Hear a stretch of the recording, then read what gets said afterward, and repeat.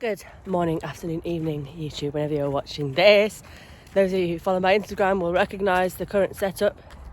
We've got, they're not yellow today, unfortunately. The sun isn't shining on the trees yet.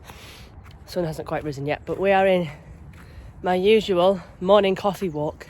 I'm doing it for YouTube today instead. This is what you get in the morning. This is literally me having hopped out of bed, done absolutely nothing with my appearance. Clearly haven't even checked my hair. My goal, number one priority when I wake up is, don't check social media, don't check work phone. Just be in my own head first, the start of the day, have my own chance to process my thoughts, emotions, feelings, and wake up. And that involves coming out for coffee and fresh air, daylight, crucially. So that's where we're at. And I thought this video, I would do a bit of a full day in the life of my new setup with my new coach, And today we're training lower body. It's a 4-day training split this week because I only have time to train 4 times. I already know that. So my coach has done me 2 training splits. One's for 4-day weeks, one's for 5-day weeks. Both try and get a similar amount of volume across each body part during the week. So when I can only train 4 times, my sessions are potentially a little bit longer, but it just means that I don't miss out on volume per body part. So we're still making progress even when I can only train 4 times instead of 5. Genius, I know. So yeah, today is lower from the 4-day week. I'll take you through a full day of eating on a training day as well. The day starts with black coffee, so we're still basically fasted at this point. I've just literally got out of bed, come for the walk. I'll be coming back for check-ins. I'll do a few check-ins first, get a bulk of them out of the way from people that have sent them in already, and then I'll go in for my meal 1 and I'll see you there.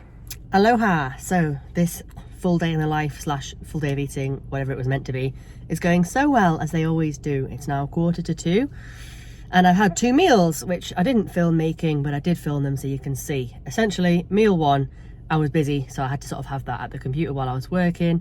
But that was 70 grams of oats with 75 grams of fruit, 30 grams of whey and 10 grams of peanut butter. So that's my meal 1. That's the same on training and rest days actually. And then meal 2, which is pre-workout, was 100 grams of pasta, 50 grams of avocado and 100 grams of tuna. So yeah, both meals went down nice. I'm actually pretty hungry right now, but that is because I am on cycle day 29.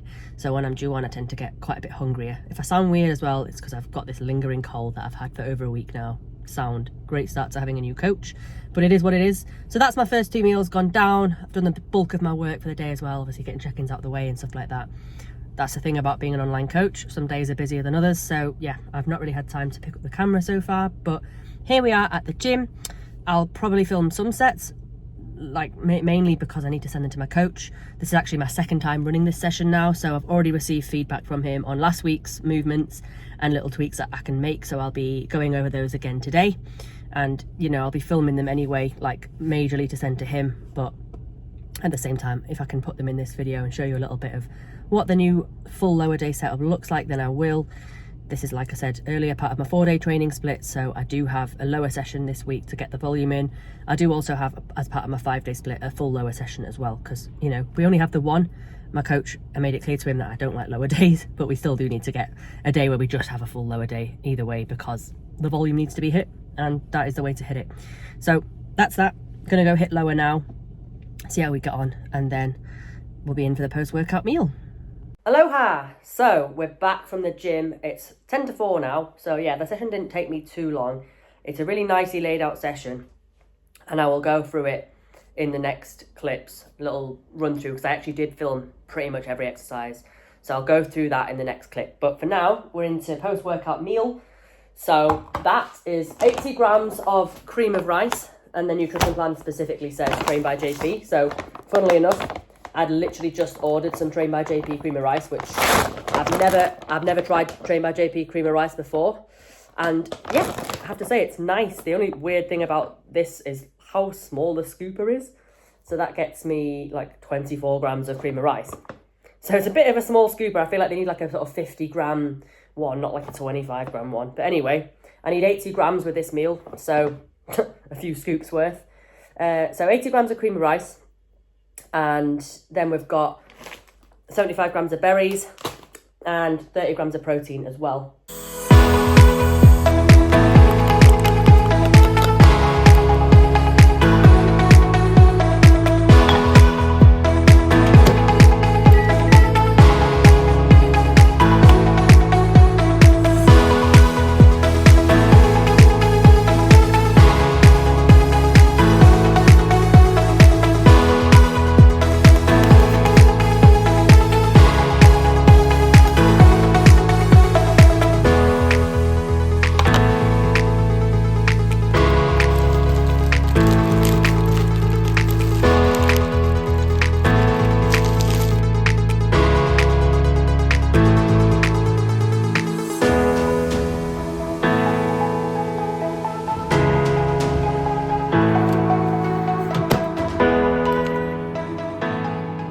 And that's as easy as it is to make cream of rice, by the way, with the berries in the middle.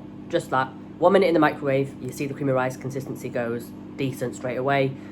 Then, you know, we're making up the whey with a little bit of boiling water, stirring it into a paste, and then just, yeah, adding the berries on top of the cream of rice, pouring the whey paste on top, banging it back in the microwave so that the berries heat up and the whey paste solidifies a little bit. And that's how I do my post-workout meal. So yeah, I'm going to eat this now. It's literally just about 4 o'clock. And then I'll be into another block of work upstairs. And then I've got a square bar to sort of tide me through the afternoon. I told my coach, that's what I've been doing for a while now. I literally gave him exact what I'd been eating already. He's tweaked it ever so slightly, but it's very similar to what I was already eating before I hired him. And I told him I always have a square bar in the afternoon. So that's what's in my plan, and that's what I'll be having later. That cream of rice is ready. That's why you heard the microwave just beeping. So yeah, we've got a really nice consistency there with the cream of rice, the whey paste on top, and the berries in the middle. Okay, so let me take you through my new lower session then of my 4-day training split. So it starts with standing calf raises, which is great. I mean, in the past, I've tagged my calf raises onto the end of sessions, which I know isn't particularly the right thing to do.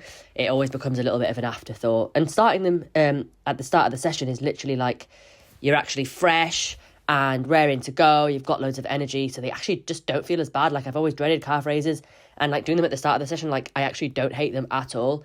Now, there's 2 sets at the moment. This is set 2, which is a rest pause set. So it's like we're doing 15 to 20 reps, and then we're rest pausing up until 30. So that essentially just means, like, you know, you take a small break, you go again, and you keep going again with breaks until you reach 30 reps. So it's a really nice intensifier to start the session off.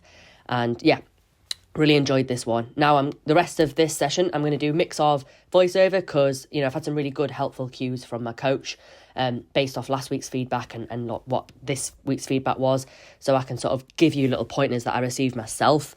And then as well, like, I'll just not do a voiceover on everything to give you a little bit of an insight into the session as well. So that's that.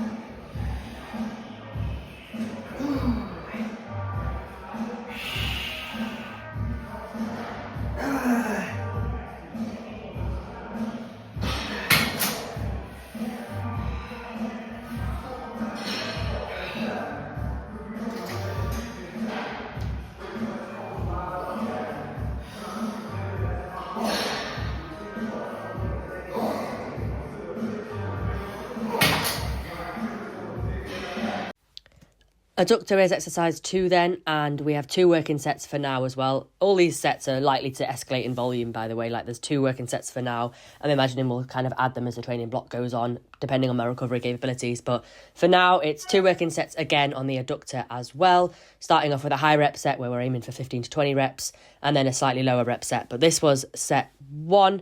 I did get some good feedback on this just in terms of like my overall tempo. So what I'm always really focusing on is like controlling the change in direction. So as you'll see, there's that pause in the middle. There's that pause in the stretch as well. A lot of people will rush their reps with adductors. So you'll just be kind of flinging the weight backwards and forwards. And then people wonder why they can sort of stack machines and things like that. So yeah, it is definitely important to think about your tempo, changing direction with a lot more control than you perhaps already are. And you'll find that you'll get a lot more out of the adductor, because I am gassed on what is actually pretty a low weight here.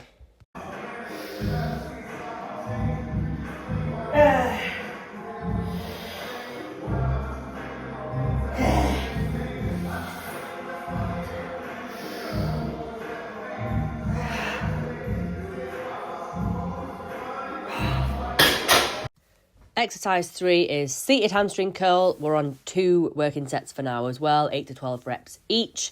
Now, I got some really good feedback on these because the previous week, and it's something that I've always noticed in myself, is like feeling my lower back arching and it hurts.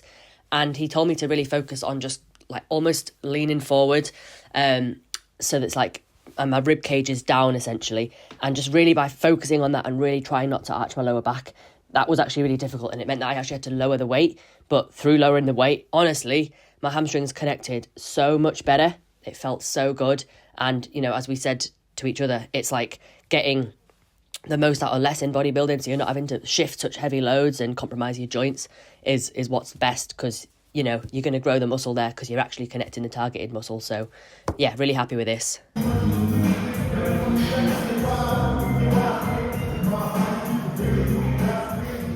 So glute drive is next, and the focus for me here is really on trying to connect my glutes on what is a machine that's slightly too big for me. So, you know, even on the bottom of the platform with my feet, I am still pulling through my knees ever so slightly. But if I can get a good glute connection, then fantastic.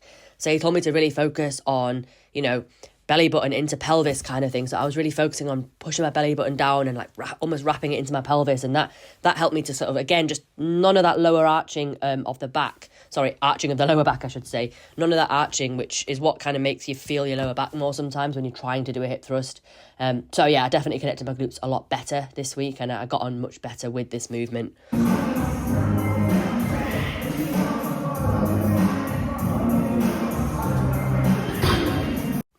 Exercise 5, hyper extensions. And yeah, this is a faffy looking setup, but it's what I was shown by another short gal in the gym, Lucy. She actually works at the gym. So I just got her to help me because I'd seen her doing something pretty cool with the setup here. Because essentially, I can't get a stretch at the bottom of the movement because, like, with me resting my hips on the normal pad, like, I'm coming to the bottom of the movement and I'm touching, like with the dumbbells in my hand, I'm touching before I want to, which means that I can't get that full stretch at the bottom, which is really frustrating. So hence we've added this additional, so it's like a hip thrust pad. It's a lunar pad from 1MR, so they're really thick. So we've added that.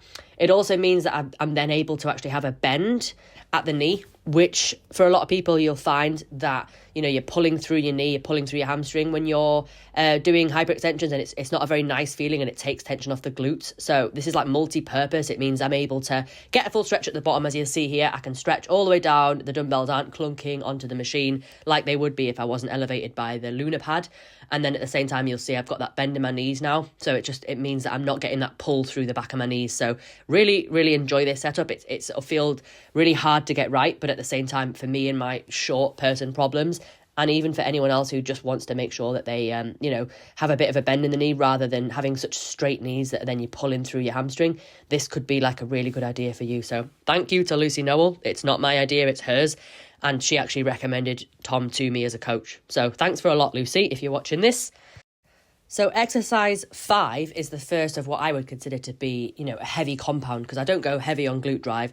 So for me, it's like I really enjoy the setup of this session. It means I can focus on all these isolations. Like I can really get the most out of the adductor, the hamstring curl, and then I'm capitalizing on the glute work as well, because that is what, you know, my coach has identified that I need the most of is glutes, hamstrings. You know, generally posterior is my weakness. Lats, I need more width and stuff. So that's what my whole training split is biased around. So yeah, we've added the band to this Cybex leg press. So the band is obviously going to keep tension throughout the movement.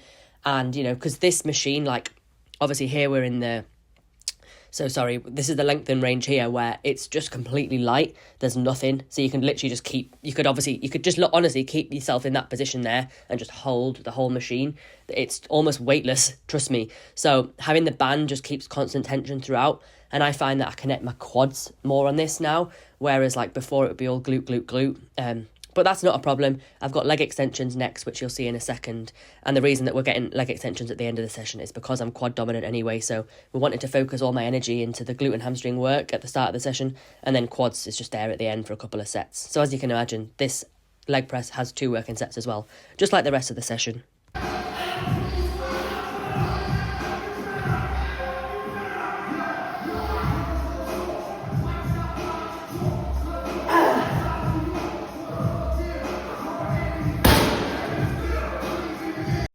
On that note, I will leave you with my leg extension sets. There's 2 working sets again, so the session then finishes with dumbbell laterals for 4 sets, which I didn't film because the dumbbell area was busy, but yeah, just dumbbell laterals to finish because I told my coach, as I have been doing all year, just tagging delts onto the end because, again, they're an area that I really need to bring up. So that's the full session. I'll let you finish off watching me die on the leg extension, and then we'll come back to the full day of eating.